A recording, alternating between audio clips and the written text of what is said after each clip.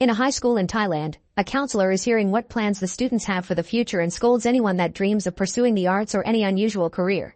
When it's Cao's turn, he explains he wants to be a professional stacking player, but the counselor scolds him as well, telling him the kind of activity has no future. Cao doesn't care about what she thinks though, and when he returns to the classroom, he keeps on practicing. At that moment, his classmate Jay enters the classroom to take care of the plants, and Cao's surprised to hear Jay trying to chat with him because he's usually ignored for being a weirdo.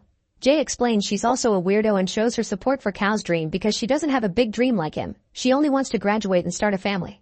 Over 10 years later, Cao has become a professional stacking player, impressing even kids in other countries with his amazing speed.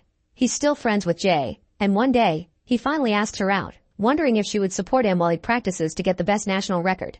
Jay feels that she isn't anything special because she didn't go to college, so supporting Cao could make her be part of something big.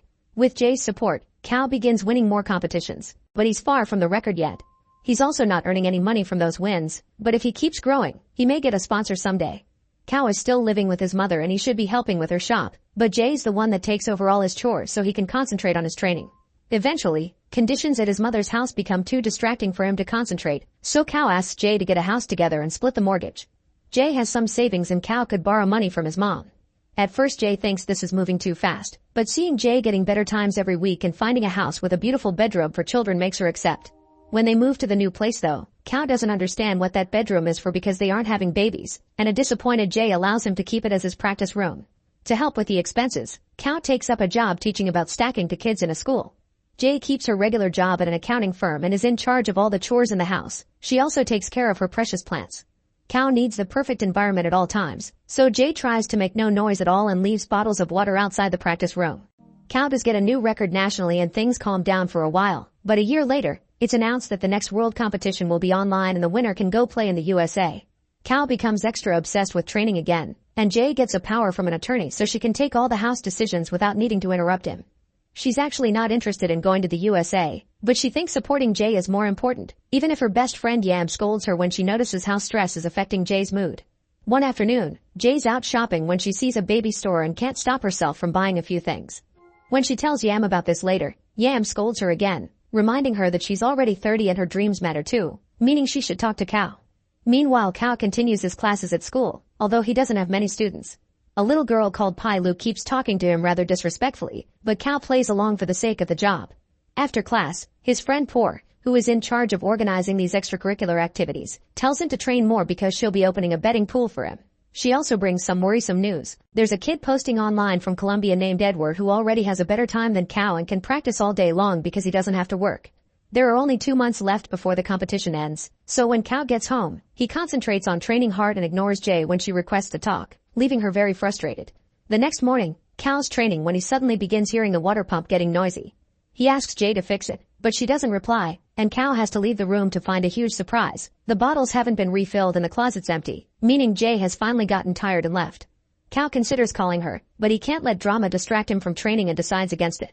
Meanwhile, Jay is staying at Yam's house, but she can't stop checking the security cameras on her phone to make sure Cao's okay. A few hours later, Cao still can't concentrate because of the noise the pump is making. He calls Por for help and she tries to explain how to do things by himself, but Cao finds it too confusing and prefers to buy a new one.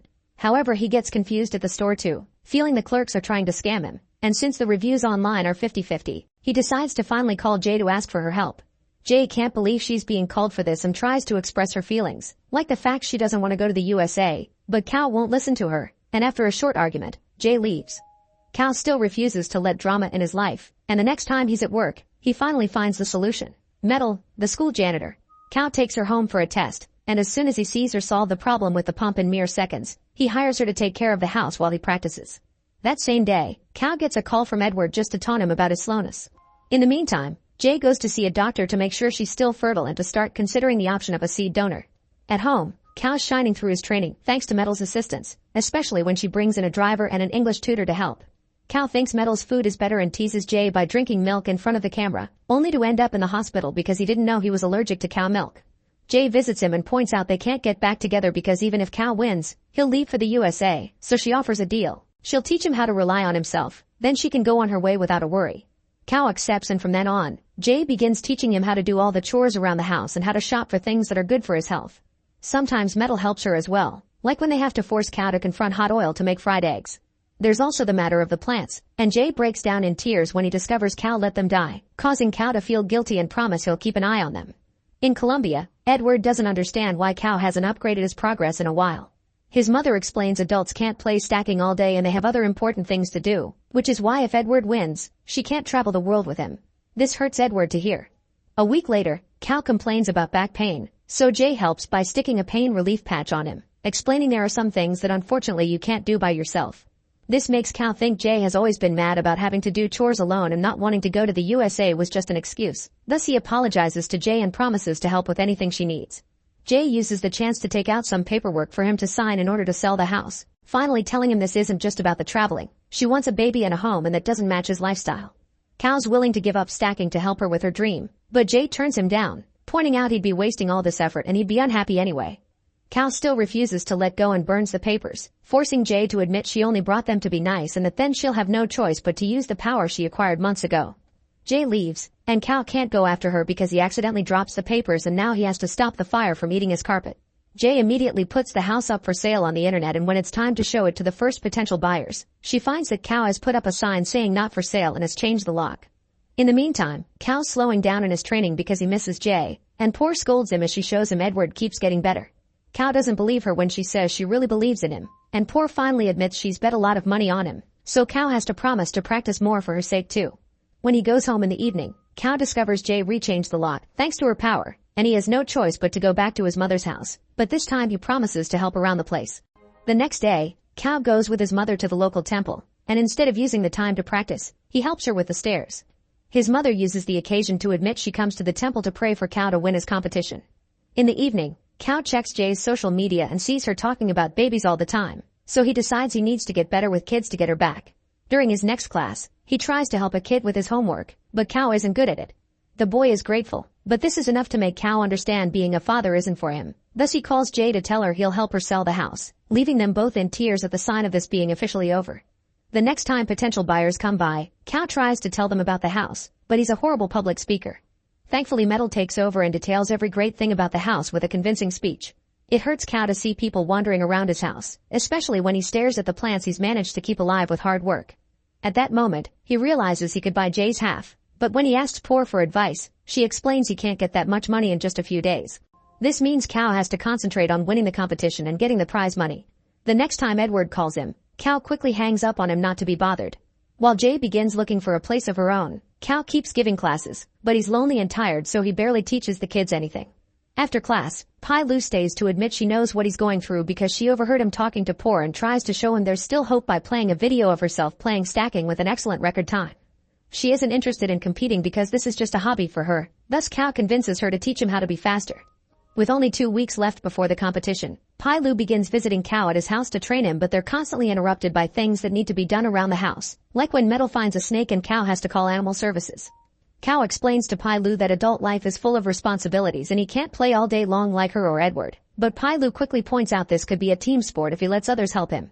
His mother, Metal, and Poor show up and accept to be his defense line while he trains, helping with every little detail that even including freeing some cows to get holy merit. When there are only 3 days left, the power goes out because Cal forgot to pay the bills, so he has to spend almost the whole day trying to find where to pay his debt. He manages to get the power back, but as soon as he gets home, Jay calls him to remind him today is the last day to buy mutual funds for a tax rebate. Cal thinks he won't be able to make it, but the driver and the English tutor show up to rush him to the bank and guide him through the process. At the end of the day, Cal's exhausted and he tells Pai Lu he doesn't think he can beat his record in this condition. This prompts Pai Lu to finally share her secret. When she beat her record at home, she was hearing her parents argue in the living room. The stress pushed her to keep playing to forget about everything else. Cal wonders where he can find that amount of stress when suddenly, he gets a call from the last couple that visited the house saying they've decided to buy. Then he calls Jay to give her the news, and Jay accepts to take care of it, so it isn't necessary for him to come to the land office too. This whole deal leaves Cal in a horribly stressful mood and he channels it into his next practice, managing to break the highest record and upload the video to the competition website right before the timer ends. In Colombia, Edward achieves even a better time, but he hesitates in front of the computer. Sometime later, Cal shows up at the land office for the sale of the house. Jay congratulates him for winning the competition, and Cal tells the buyers to leave before telling Jay that he wants to use the prize money to buy her half of the house. Even if they can't get back together, Cal wants to keep their memories and invites Jay to come by whenever she wants. Jay isn't sure they'll ever see each other again but appreciates the gesture, and the pair signs the papers before going their separate ways for good this time. In Colombia, Edward's mother wonders why he didn't upload his winning record, and he explains he didn't want to travel without her by his side. Later at school, Cal comes to say goodbye to Poor, who is happy about all the money she made. He also asks Pai Lu to take over his classes in order for a new generation to learn about stacking. Afterward, he takes Metal to his mother's shop so she can help her while he's gone. During his last days in Thailand, Cal makes sure to do all the chores himself and to water Jay's plants in her memory. Make sure to subscribe and turn on notifications so you can watch more videos like this. Thanks for watching.